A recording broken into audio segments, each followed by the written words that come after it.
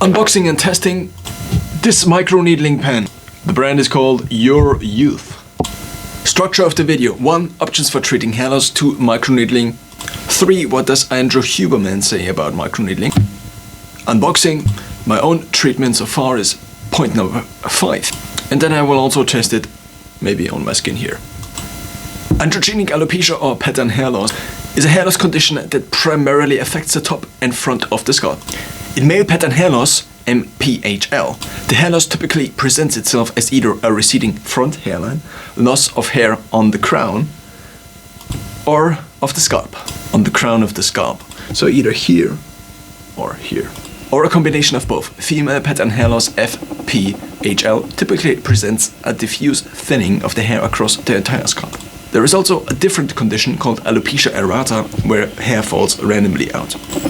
For treatment, there are mostly 2 different kinds of treatments. The first one is chemical ones, the second one is mechanical ones. On the chemical side we have finasteride, or on the chemical side we again could divide into 2 categories: androgen dependent and androgen independent. Finasteride is a medication of the 5-alpha reductase inhibitors 5A-RIs class. By inhibiting type 2 5RA, finasteride prevents the conversion of testosterone to dihydrotestosterone in various tissues, including the scalp. Increased hair on the scalp can be seen within 3 months of starting finasteride. Androgen-independent minoxidil. Minoxidil dilates small blood vessels. It is not clear how this causes hair to grow. Other treatments include tretinoin combined with minoxidil, ketoconazole shampoo, derma rolling, also called collagen induction therapy, and a lot of other things. Female pattern. There is evidence supporting the use of minoxidil as a safe and effective treatment for female pattern hair loss, and there is no significant difference in efficiency between 2% and 5% formulations. Now, microneedling, or collagen induction therapy. CIT, also known as microneedling, derma rolling, or skin needling, is a cosmetic procedure that involves repeatedly puncturing the skin with tiny, sterile needles, microneedling the skin. CIT should be separated from other contexts in which microneedling devices are used on the skin. Andrew Huberman recently released an episode on the Huberman Lab, in which he states, "We can summarize that pretty easily by saying that combination treatments that involve a mechanical stimulus and a chemical stimulus are always going to be better than either one alone. And within the mechanical category, the stimulus that seems to work best is microneedling. Finasteride, the one treatment that is not minoxidil, and the one treatment that is androgen dependent, whereas minoxidil is androgen independent, comes also with a few side effects. Minoxidil might also come with a few side effects, but the literature has been describing something called post-finasteride syndrome. This means not only do the side effects potentially occur of prohibiting DHT production, not production, but the conversion of testosterone to dihydrotestosterone. So there is less testosterone converted to this other form of testosterone, DHT, and to some extent DHT, at least in the scalp, seems to be responsible for hair loss. And I think minoxidil might be best described as a fertilizer. The hair that is gained with minoxidil might also fall out again if you stop using minoxidil. Now, this is where we dive into my kind of own history. About 1.5 years ago, I began to notice my hair falling out. This could be also due to stress-related alopecia, which is a temporarily shortening of the growing phases of the hair, which is caused by stress. In short, it could be summarized maybe by the following kind of statement. If the body is under too much physical stress, or maybe also psychological stress for a long period of time, then it might benefit from reducing certain processes, like growing hair, which might be less important. What became especially noticeable is that after growing out my hair to about shoulder length for maybe 2 years, I already had sideburns kind of before. But especially this line here began to recede back and to become less thin, less thick. On videos, for example, you could already kind of see my scalp through, so at a higher line. You can kind of still see it through, and also the sides. But there are also people that have to worry about other things, like their hair. And nevertheless, I also, due to probably a slight genetic predisposition to the phenomenon, decided to 1. cut off my hair and 2. begin taking minoxidil. This is a foam, and you apply about as much as maybe this here in terms of volume as your thumb, and then you just apply it and rub it into the follicles, and you, according to Andrew Huberman, really need to rub it down, otherwise it doesn't really work. You need to bring it to the hair cells themselves.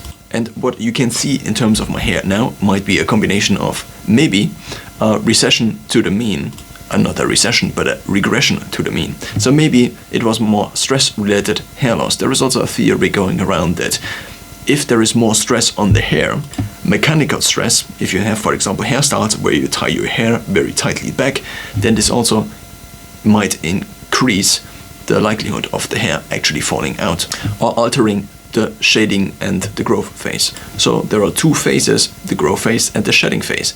And the ratio in between those 2 kind of determines over time how much hair you have. Minoxidil seems to act as a growth phase enlarger, you could say, or increaser.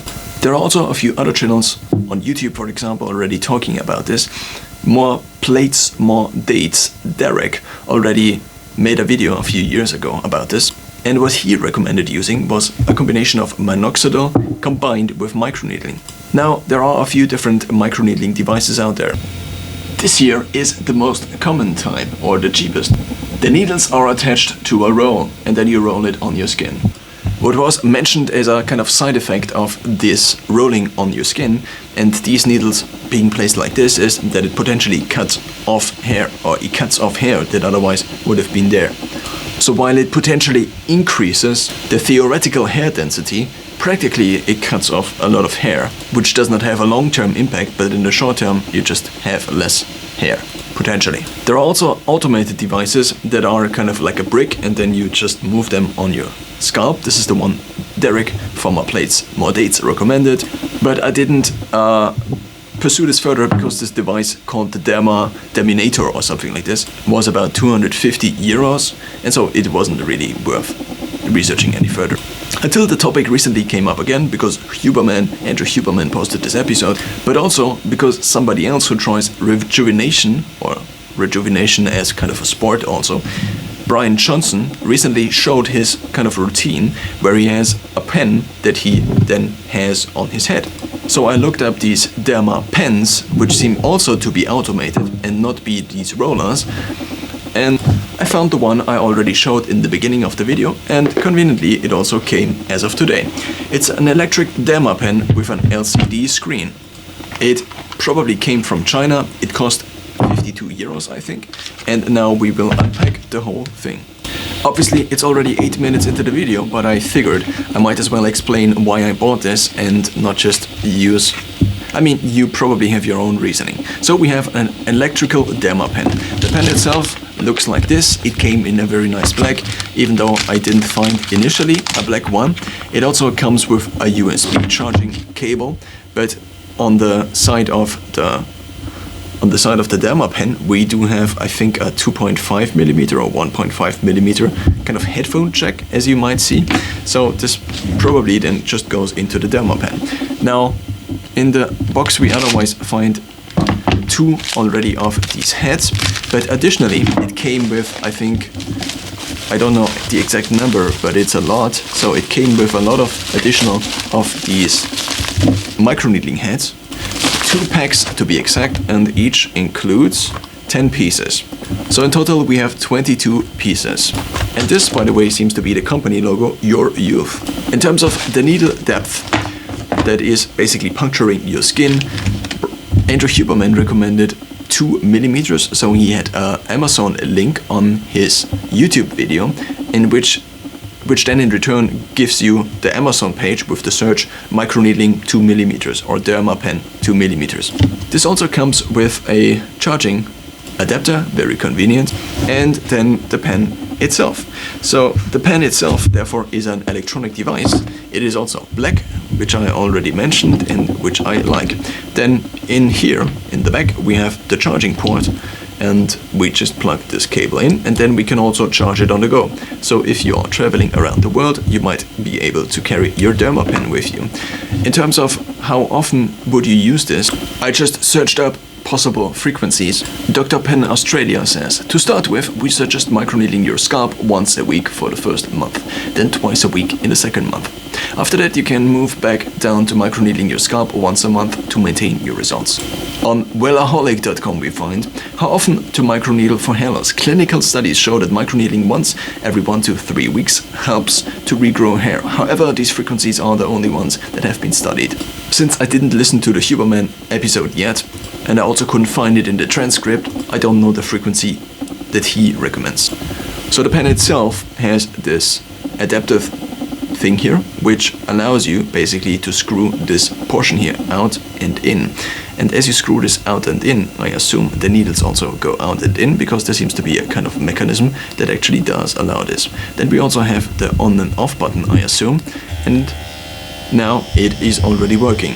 We have stage 1, which is marked with 1. Then we have stage 2. We have stage 3, 4, 5. Okay, 5 different levels. And if it already vibrates, you press long to turn it off again. In the next stage now, we apply one of these and we just tear one open. And these have to be sterile. So now the question is, do you need one of these for every single session? I kind of assume then. And just for the sake of this video now, I will open this, but not use it. So you have the microneedles, which you are seeing here, and they seem to move out in some kind of fashion. The question is just, how do they move out? Okay, so these should be at max 2 millimeters. So this is what the pen can offer at max 2 millimeters. It goes from 0, as you might see here, somewhere, to 2 millimeters. And you can basically adjust it by rotating. So now I assume this screws in here. So we just try to screw this. Not screw it entirely, but just in. And now if we turn this, the question is, what happens? The needles at the top move out, as you might see. And this is the mechanism that allows you basically to hit deeper with the needles. Now, microneedling is not just for the hair pattern, male hair pattern loss treatment, but also for skin rejuvenation. So for example, it is used for treating scar tissue. A friend of mine actually has kind of a similar pen, but it is without needles, and it also should prevent the building up of scar tissue after having a scar, for example. Not after having the scar, but after getting the initial thing that then would cause the scar. The cut. Now this is the point where it probably would make sense to try to read up on the instructions. Electrical derma pen. Okay, this is English. Attention! A needle should not be too hard to press the skin, so as not to slip in the process, causing scratches. Use 75% alcohol or UV sterilizer lamp for needle cartridge sterilization by 5 minutes. What does the 5 minutes mean? After 5 minutes, or maybe after 5 minutes of using it on your skin? Treatment time of half phase 15 to 20 minutes, full phase 30 to 40 minutes. Sensitive skin should reduce time.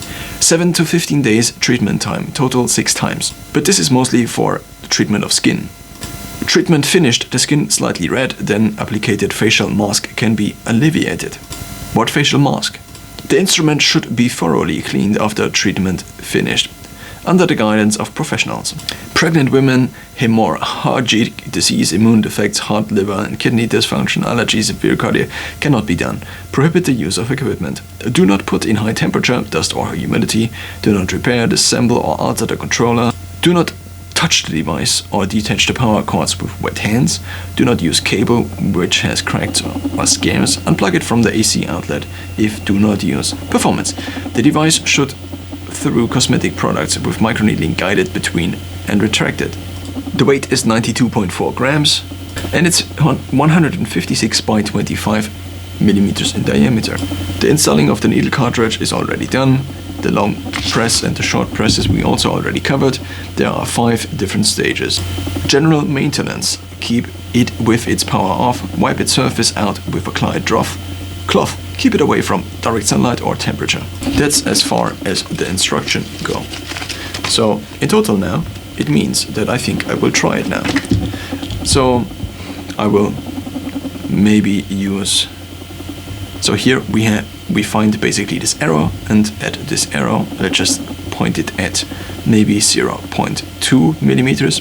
Brian Johnson in his videos shows his protocol, and there he shows a screenshot where he has 0.5 millimeters of microneedling that is then applied at his scalp. So let's try the 0.25, and I will just, I think, use my arm here. What is kind of unclear to me is, if you, let's say, do it on your arm and you have your veins underneath, how deep are the veins, and should you maybe avoid it, especially if you are maybe on the leaner side? Not that I am too lean, but then if you can see the blood vessels already, what is the risk attached to this? So maybe let's start not at 0.25, maybe let's start at 0.1. Then I turn on the device, and then, as I saw on the website, you should basically kind of go up and down. So now let's turn it on. And let's apply it to the skin. I will maybe get a close-up here. I can feel nothing basically apart from the vibrations at this stage. So the microneedles are really micro. I heard already that it slightly hurts. So instead of increasing the needle depth, let's just increase the actual intensity. So now we are at stage 1, stage 3, 4, and stage 5. And now you should kind of move up and down, but it's still not even puncturing the skin. So if I apply it further, I think I would just get scratches on the skin.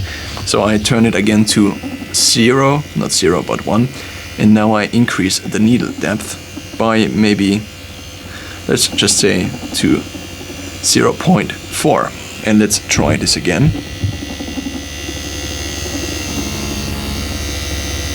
Alright, I can feel it somewhat. So my skin basically didn't do anything at all, so I will increase it to, let's say, 1, still on. Now I do kind of feel a little bit of the needles. The skin isn't reddish, and I do think I have a slight sensation of the needles puncturing as I go down my arm. Still not that noticeable, so I increase to 1.5 and do the same procedure as every year. So now the vibrations are a little bit deeper, and I might have some kind of effect, or I might not have. Let's increase it to 2, and then let's increase the intensity. So I now can feel, maybe a few of the needles, but it is a difference between this here and the other thing. So now I increase the intensity of the device. Now it's at 5, and it basically is still almost not feelable apart from the vibrations. There is a little bit of tingling, but that's pretty much it. So if the skin would turn slightly reddish after using it, or also in terms of pain, I think I can bear this. I almost thought it was like really puncturing my skin a lot, but 2 millimeters is not a lot. What you might be able to see is that it actually moves up and down quite a bit, and you can also see the needles here that are basically moving up and down. Maybe if we turn it down, you might see the individual needles. If we now turn it off, you can see that they retract. So there seems to be at least something going on, but the needles themselves are just so tiny that it might not be the biggest of all pains to endure.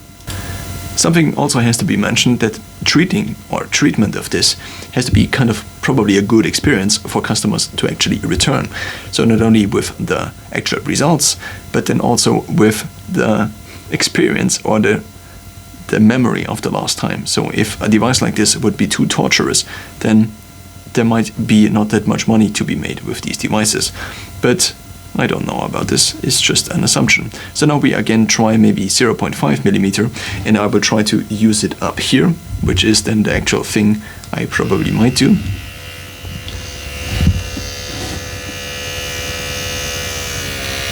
And now it already feels quite different, because here we have a lot of layers. We have a little bit of fat, then we have a lot of skin that basically just goes there, but on the skull there is not that much underneath. There is just the skin and the subcutaneous fat. So I already can kind of feel a difference here. And it does hurt compared to the other thing. I'm now at 1 millimeters.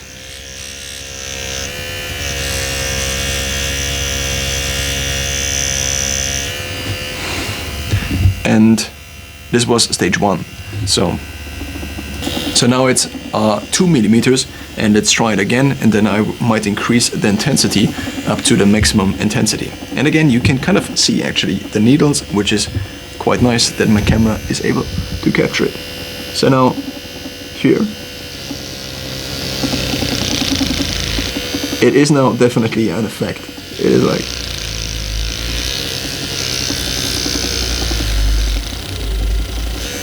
and now it just I drowned almost the power out.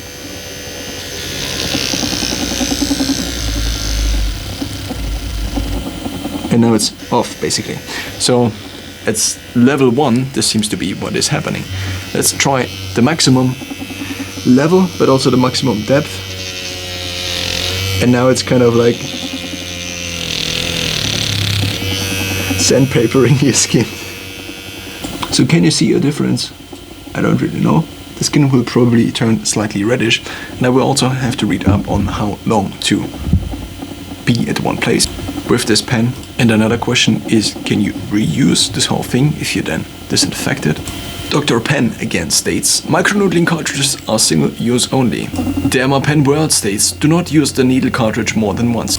But if you compare it to the roller, I mean, the needle's there just on there. So there might be an argument to be made if you want to sell these devices and also kind of have a recurring cash flow to just sell these cartridges. So the question is whether these statements on the websites of these pen makers can really be trusted. In summary, avoiding the negative effects of finasteride, also post-finasteride syndrome, it made sense for me to at least try minoxidil. My hair seems to have stabilized somewhat, probably with the minoxidil gains, so if I stop using minoxidil, then my hair again might regress to the state at which it otherwise would be. The mechanical treatment is kind of a preventative measure, not so much like the fertilizer that just gives you a little bit more hair.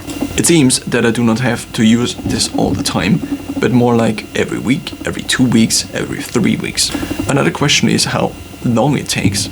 So here again, it would make sense to get a device that has more needles, similar to the one mentioned earlier, the one that is the Derminator. But I actually just realized that the Derminator is not the thing I thought it would be. So this is the device, and it just also comes with something like this. So it basically is the same thing as a microneedling pen, just a lot more difficult, because it also has the cable. Not that it's more difficult, but I think this solution is just a little simpler. I'm glad that I found one for about 50 bucks, and it seems to work fine. Hopefully it doesn't break. Keep in mind that I'm neither a medical professional nor am I trained in any kind, apart from having done an extensive or an advanced first aid course once. But it's maybe also worth mentioning it's made of metal, so it might also last for a while.